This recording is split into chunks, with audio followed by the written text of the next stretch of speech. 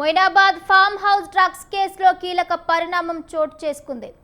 మాజీ MLA pilot Rohit Reddy, Riteish Reddy, Namit శర్మల కస్టడీకి Rajendranagar court అనుమతినిచ్చింది. నేటి నుంచి 3 రోజుల పాటు ముగ్గురిని కస్టడీకి అనుమతిస్తూ ఆదేశాలు జారీ చేసింది. ఈ కేసులో సిట్ బృందం ముగ్గురు నిందితుల నుంచి మరిన్ని వివరాలు రాబట్టే అవకాశం ఉంది. ఈ కేసులో పైలట్ రోహిత్ రెడ్డి, రితేష్ రెడ్డి, నమిత్ శర్మతో పాటు మొత్తం 11 మందిపై ఎఫ్ఐఆర్ నమోదైంది. నిందితులను చెంచల్గూడ జైలు నుండి సిట్ బృందం కస్టడీకి తీసుకొనుంది. ఇదే అంశానికి సంబంధించిన పూర్తి అప్డేట్స్ మా ప్రతినిధి అమర్ అందిస్తారు. అమర్,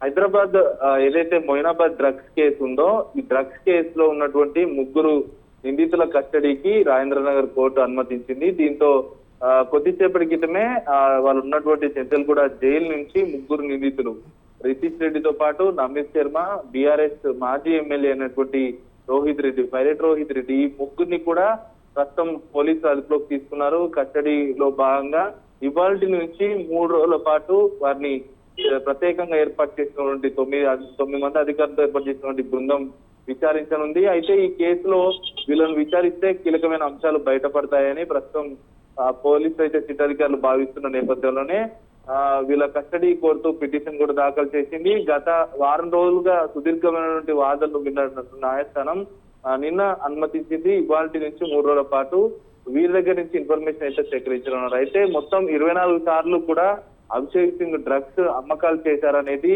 ప్రస్తుతం అతను కన్ఫెషన్ ఇచ్చారు. కాబట్టి రోహిత్ రెడ్డిని విచారిస్తే 24 సార్లు ఎక్కడెక్కడ డ్రగ్స్ పార్టీలు నిర్వహించారు, ఎక్కడ సేవించారు, ఎంతమందితో సేవించారు, ఎన్నిసార్లు పార్టీలు నిర్వహించారు, ఇలా చాలా అంశాలు బయటకు వస్తాయి. కాబట్టి ఇప్పటికే ఇందులో ఉన్నటువంటి మొత్తం 11 మంది నిందితుల పైన మొయినాబాద్ పోలీసులు ఎఫ్ఐఆర్ కూడా నమోదు చేశారు. ఇటు ఆర్మ్స్ యాక్ట్ తో పాటు డ్రగ్స్, మరోవైపు ఇల్లీగల్ గా డ్రింక్ పార్టీ, ఇవన్నీ జోడించారు. ప్రస్తుతం అయితే 11 మంది నిందితులకు సంబంధించి ముగ్గురు కస్టడీకి తీసుకున్నారు. మిగతా నిందితులను వరుసగా వేరువేరుగా ఒక్కొక్క రోజు విచారించుకుంటూ వస్తున్నటువంటి సిట్ బృందం శంషాబాద్ రూరల్ పిఎస్ లో వరుసగా విచారణ పర్వాన్ని అయితే కొనసాగిస్తుందని చెప్పుకోవచ్చు. ప్రస్తుతానికైతే ఉన్నటువంటి వీళ్ళ ముగ్గురు నిందితులను కూడా కస్టడీలోకి తీసుకున్నారు. చెంచల్గూడ జైలు నుంచి ఉన్నటువంటి శంషాబాద్ రూరల్ పిఎస్ తరలించారు. అక్కడ డీజీపీ నేతృత్వంలో ఈ యోగేష్ గౌతమ్ నేతృత్వంలో మొత్తం విచారణ అయితే జరుగుతుంది. అయితే ఈ కేసుకు సంబంధించి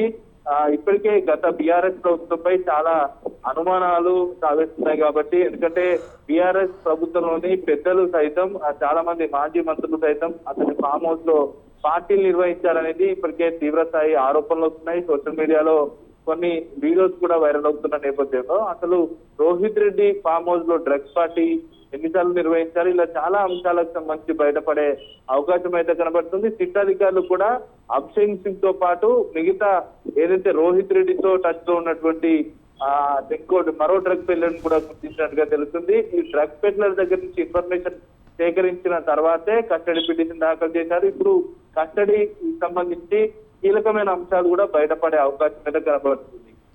right, thank you for the updates.